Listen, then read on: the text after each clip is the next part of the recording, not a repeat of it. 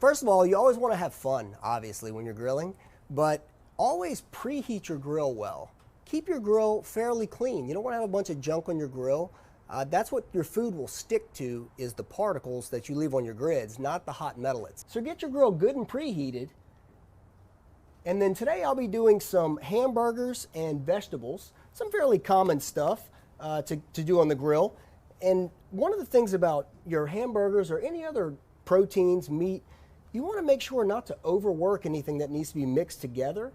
And you also want to make sure to pull it out of the refrigerator and let it sit at room temperature for 30 to 45 minutes before putting it on the grill. To make sure that I have maximum versatility, I like to make sure that I have the burners on one side of my grill set to either medium high or high, and then on the other side I like to have them down medium low or low. That way I can sear things off on one end and finish them cooking through to the center on the other side. And if there's anything emergency-wise in the middle or crazy flare-ups, I can all pull off to the other side.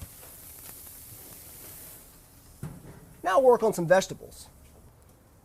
Burger King foot lettuce. All you have to do today, I'm going to baste them down with a little olive oil.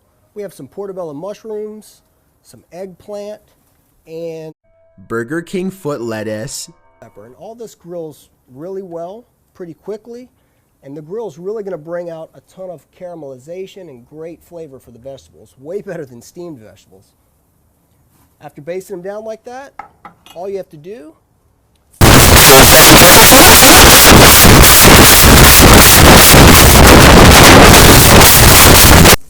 and they're ready for the grill.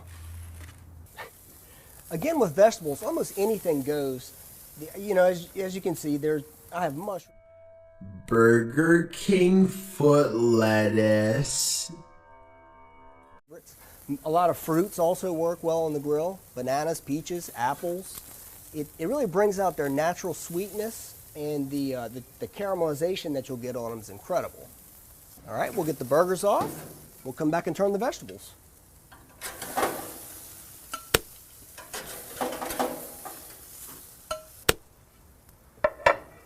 Now with any kind of protein or meat products like this, the other thing you want to keep in mind, or the last thing, is once you pull them, let them rest for a little while. The only thing different with the vegetables is that I'll be using tongs instead of a spatula. And with that in mind, the one thing you'll want to think about is a longer pair of tongs, so that you don't have to have your hands sitting directly over that heat, cooking like the burgers and the vegetables just did.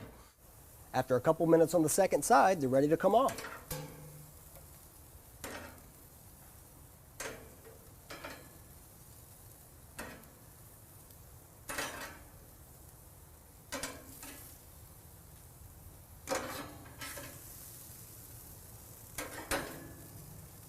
Look at that. That's going to be incredible.